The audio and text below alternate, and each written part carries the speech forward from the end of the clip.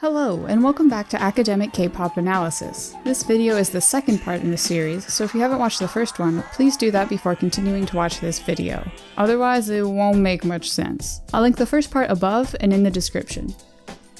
Okay, with all that out of the way, let's pick up where we left off last time. This affective sensibility, of course, is predicated on the idea that we are emotionally invested in more than a product. We are invested in real people with a real, authentic identity, message, and story. We feel like we know BTS is for real because we think we can see their authentic, or backstage, emotions and personalities on various social media platforms. This brings us to another theory that will be helpful for understanding why we love BTS: dramaturgy. Dramaturgy is a concept coined by sociologist Erving Goffman in his 1959 book, The Presentation of the Self in Everyday Life. Dramaturgy posits that life is a play and we are all performers. We learn how to play our various roles, which might include student, woman, man, wife, son, citizen, laborer, boss, etc., when interacting with other people, who are also playing their respective role. Important for us, Goffman distinguishes between the front stage self and the backstage self. Most of our life is spent on the front stage, where we perform our roles to others. This could include at a wedding, a school, a town hall, etc. We usually try to do what Goffman calls impression management, which is controlling how other people perceive our front stage self as a hard worker, good mother, scholar, etc. Think of this as trying to make a good first impression, but you're doing it all the time. We all have a number of roles we play in different aspects of our life, so we therefore have different selves or personalities we perform depending on the situation. Think of it like switching a mask to change your role. Sometimes we are able to retreat into our backstage self, though. The backstage is an area where we don't have to act or perform a role for anyone. It's where we can be our authentic selves. Applying this theory to BTS, fans are constantly trying to catch a glimpse of BTS's authentic backstage self. Fans are usually trying to determine what the idol's backstage self is through the corroborated authenticity mentioned in the previous video. Fans corroborate what BTS's authentic personality is by comparing their performance on various live streams, social media posts, interviews, etc. In particular, the sense of liveness in a live stream give fans a sense of access to the authentic, behind-the-stage emotions of the idol, especially when there's less production value, like laying in a bed to chat with fans in a hotel room. But because fans are constantly looking for any slip-ups in any interviews or live streams that might indicate the whole thing is an act, idols are forced into a constant state of authenticity management, a play on the concept of impression management mentioned earlier. What this means is, being an idol requires the artist to never drop out of character. Consistency between the consumer of media images and the idol as a cultural consumable is constructed and preserved through careful management of stage characteristics, be it sassy, sexy, or shy, which are maintained in public appearances, in fan meets, and other promotional events, as well as on social media.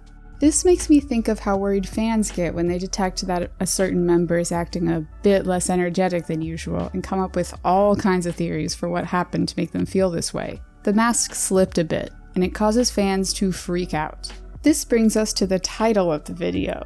When this affective sensibility, parasocial relationship, and the feeling that one knows BTS's backstage self goes too far. That's right, it's time to discuss solo stans and manager armies. For those who don't know, solo stans are those who only like one member of BTS and ignore all the others. Relatedly, the term akke refers to someone who only likes one member of a group and actively despises all the other members of the group. These days, people have started to use solo stan to refer to what used to be called an akke, so I'll be calling them solo stans in this video for simplicity, and because solo stan is way easier to pronounce. Solo stans bash or downplay either the whole group or specific other members in favor of their bias or favorite in an antagonizing manner. Solo stans think the group is holding their bias back or purposefully sabotaging them in some way, and believe that their bias is being uniquely targeted in subtle hate campaigns by other fans. They also think all other fans are also secretly solo stans that are just pretending to like the whole group. Just a note, just because you have a favorite member doesn't mean you're a solo stan. Talking about your bias more than the other members doesn't make you a solo stan, as long as you also support BTS as a group. The difference comes when you start to actively fight other fans and attack other group members in the name of defending your bias from perceived slights. Manager armies, on the other hand, believe they know what's best for the group, better than Big Hit or the BTS members themselves. They'll often be seen ranting about Big Hit's terrible management decisions. They're also constantly complaining about BTS's schedule, even though they don't actually know all the decisions that went into making it. I think both of these types of fan behaviors can be explained pretty well with the theories we've discussed so far. These kinds of fans also have the same sort of affective sensibility we discussed, albeit perhaps only with one member. Going back to what Gosberg says about affect in fan-artist relationships, the most obvious and frightening thing about contemporary popular culture is that it matters so much to fans. For the fan, certain forms of popular culture become taken for granted, even necessary investments. The result is that, for the fan, specific cultural context becomes saturated with affect.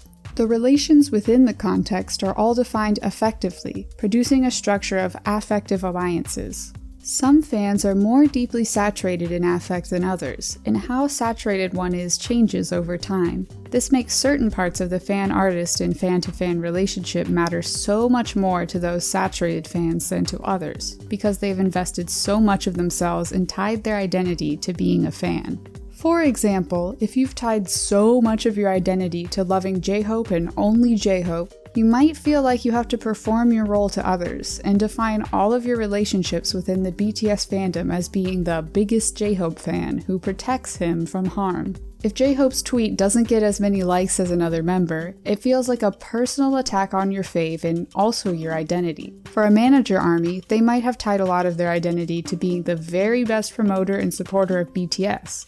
But how might these affective feelings escalate from being a normal fan with a favorite member or group to a full-on solo stan or manager army? One way to explain this is that the corroborated authenticity of BTS makes fans feel like they really are able to see into the backstage selves of BTS, which creates a stronger parasocial relationship. Sometimes this can make BTS into what scholar Joanna Elfing Huang calls parasocial kin. Once a fan begins to view BTS as this parasocial kin, rather than simply functioning as an idealized other to simply imitate or copy, the position of the celebrity idol constructs her or him simultaneously as an object of adulation and familial affection. In other words, the manager army and solo stan view BTS, or just a single member, as something to simultaneously adore, idealize, and protect, the way one would protect a family member. This idea of idols as parasocial kin can explain the way in which fans occasionally position themselves as protectors of the idols against the exploitative behaviors and actions of management companies, because idol fans are increasingly taking a position of maternal protectors of individual idols' rights and recognizing that the idol is not able to speak for himself or herself without fear of dismissal. Thus, conceptualizing fan-idol relationships in the framework of parasocial kinship allows us to consider how familiar kinship structures are extended to evoke a real sense of connection that extends to the fan's desire to protect or stand up for the idol when they feel the need to do so. When I read this passage, this real sense of connection seems to refer to the affective relationship with BTS created by the feeling that we know BTS's authentic backstage selves through corroborated authenticity in our parasocial relationship with them. Therefore, manager armies think they know BTS and their relationship with the company well enough because of repeated intimate performances on social media, which elicits an effective and protective maternal instinct whenever they feel BTS has been slighted, especially by their entertainment company. Similarly, solo stans become a maternal protector of a single member and feel like they need to defend their bias not only from their own company, but also from other BTS members and fans.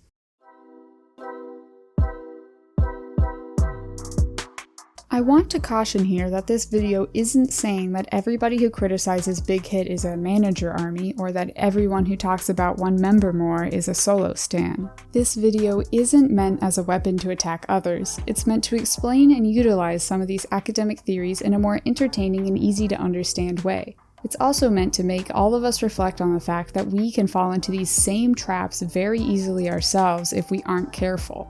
As I mentioned, how deeply saturated in affect one is changes over time, and this can cause more or less intensive protective feelings depending on the day, situation, and one's life circumstances.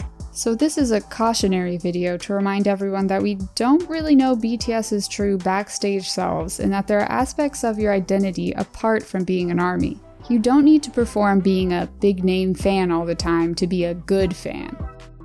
If you enjoyed watching this mini-series, please consider subscribing to my channel and following me on social media. I've also made several other videos on BTS from an academic lens, so check that out if you're interested in more videos like this one. Other than that, thanks for watching, bye!